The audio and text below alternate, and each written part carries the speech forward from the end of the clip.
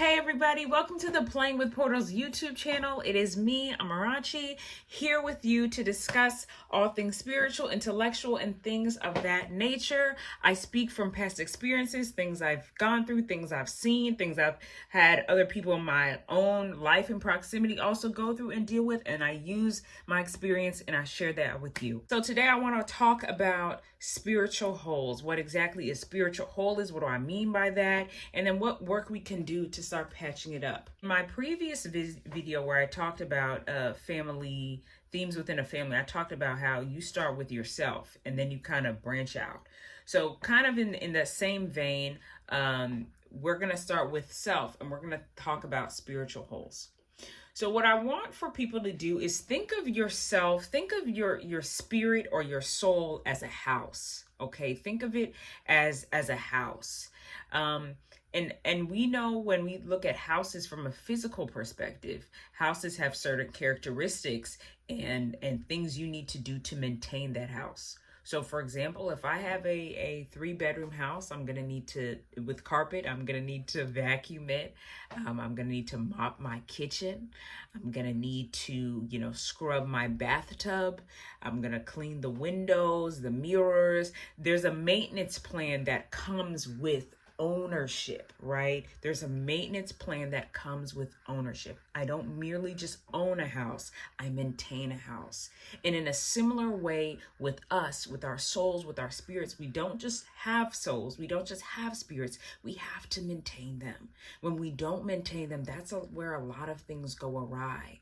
And that's where the things we see in our lives going off, it really stems from you have some spiritual holes, all right? So let's take this analogy of you are a house. You are a beautiful, 5-bedroom, 3-bedroom, 2-bedroom, whatever bedroom you want house. You got a garage. Maybe you have a basement as well. Maybe you have a nice big living room. You are this beautiful, divinely crafted house. All right. And as you go throughout life, things happen to your house. Things happen to your spirit, right? Maybe heartbreak happens, or maybe a traumatic event happens, and then your house starts to not look as pristine as it once did. As you keep going through life, the house doesn't look the same way, right? These events that happen to you can either make the house look better or make the house look and feel worse. What happens with most of us is as we keep going throughout life, we don't actually take time to clean up our house until it gets to a point where it's so dirty and so dilapidated that we're forced to, or some people just keep going like that. Your accumulation of a lot of things, right? Think about it like this. If a house is abandoned, right, you're going to say that house needs fixing up.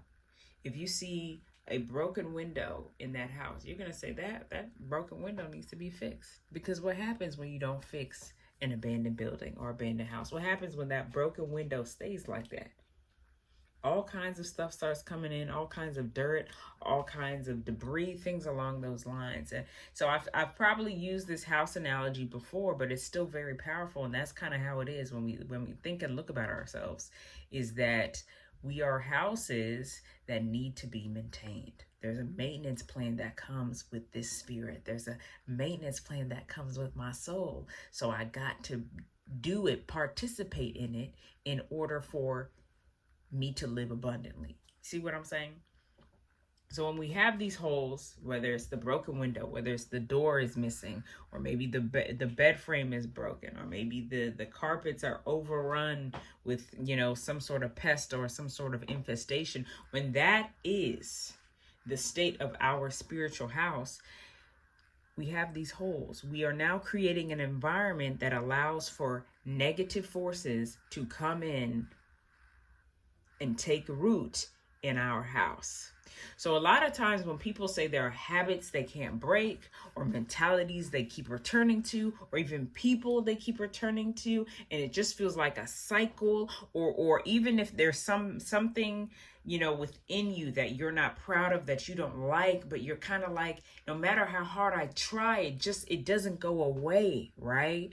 A lot of times it's because you have a spiritual hole and you have not done sufficient work to not only get rid of the things that have overrun your house, but you also have not patched up the window. You have not closed the window. You have not patched up the window. You have not put in a new door. You have not mowed the lawn. You have not vacuumed and scrubbed and put all the OxyClean, whatever it is, in your carpet to get out them stains. You haven't called the exterminator and then made sure you don't have the same things that are attracting those pests into your house. You haven't done that, right? And that's why that theme keeps happening over and over and over and over and over and over and over. Let's now get into spiritual holes and how to identify when you have a spiritual hole. So for me, the first and easiest way that I identify a spiritual hole is I go, where is there a deficiency? Because deficiencies are what the enemy uses to get at you. And you know, if you're well versed in any kind of, I guess, spiritual warfare is the best word. Any kind of spiritual warfare, anything along those lines, you'll know what I'm talking about. If you're not someone who's in that camp, then another way you could possibly think about it is if you have a deficiency in your life in any way, shape, or form, that deficiency is going to create problems for you, and it's going to spill out to other areas of your life. And that's just, that's just take all the enemy spiritual warfare talk out of it. That's just life. If you are deficient in one area, it will affect how you operate in other areas, and it will affect your overall performance. So you want to look at the deficiencies in your life, because that's where the hole is. That's where the entity can come in and use that deficiency against you.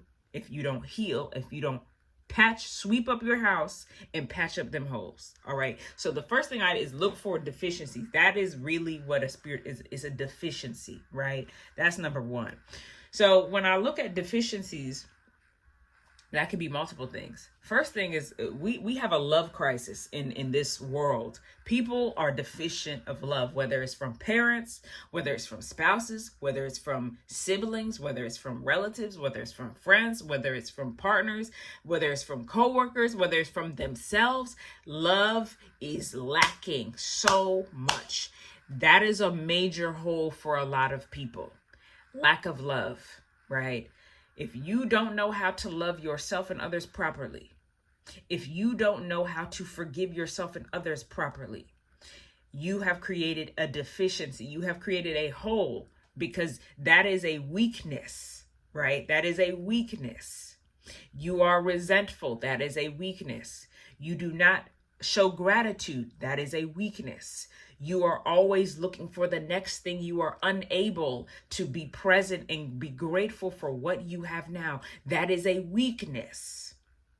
When you have that weakness, you form a hole. That hole is now an impression in your soul, and you have now created an open window, an open door for negative to come at you. Because the way our world works is if you breed environments that are not in line with qualities that uplift you, you will bring about the opposite in your life. That is the way things work. So if you are resentful and bitter and angry, that's a hole. Guess what's going to happen? It's going to be harder for you to see the angels around you. It's going to be easy for you to connect with the other things, and it's going to be easy for them to reach you before the angels reach you, because that's the spiritual environment that your house is in. See what I'm saying? So you gotta ask yourself, where am I lacking? Where am I lacking? So we said love. Another deficiency would be, kind of in hand with love, but, any kind of emotional regulation or validation. right? If you don't feel validated, if you don't feel supported, that's a deficiency. So because of that, maybe you look for validation in the wrong places. Maybe you start hanging out with the wrong crowd because they feel like a brotherhood. They feel like a sisterhood. They at least are at least validating you. But just because somebody validate you, don't mean they gonna help take you to where you need to be. You could be around, people who do all kinds of evil things and they validate your perspective. Doesn't mean that's who you need to be around. So that's a deficiency. Lack of validation, lack of community, lack of emotional support. That's a deficiency. That's a hole. So now, because of that deficiency, right? And that's not to be dramatic, but that's literally how these entities slide up in there. So your house now is compromised. It's compromised because of a deficiency. Another big deficiency is money. People are deficient in money. And that's where a lot of people go because they don't have money. So then they scrambling. And then things like greed, things like doing the wrong things for money, things, unethical practices, business practices, all of that stuff, these ideas of what you can do. How can I get more money? Oh, let me go here and do this. Let me go here and do that. Let me do this. Let me tell this so that I can get this, or I can maybe false advertise things so I can get more money. That's a deficiency, right? That's a big deficiency. A lot of people don't have money. So when you don't have money, that creates a hole because now you like, I need money. I need it. You're not even thinking about, okay, let me step back and see what I can do. A lot of times you're like, what will get me money the fastest? The get rich quick schemes that oftentimes lead to very unpleasant outcomes, right? So that's another deficiency. That's another hole. So because you don't have money, right? That's where things like greed can slide in. That's where things like unethical business practices can slide in. Because now you've created a hole. There's a deficiency in your life. I don't have, I lack. So now that creates an environment where you're not really yourself in terms of trying to strategize how you can best, approach the issue at hand. You see what I'm saying? That's where a lot of people start compromising their morals when it comes to money, right? So that's where that deficiency stands. So that's another common deficiency.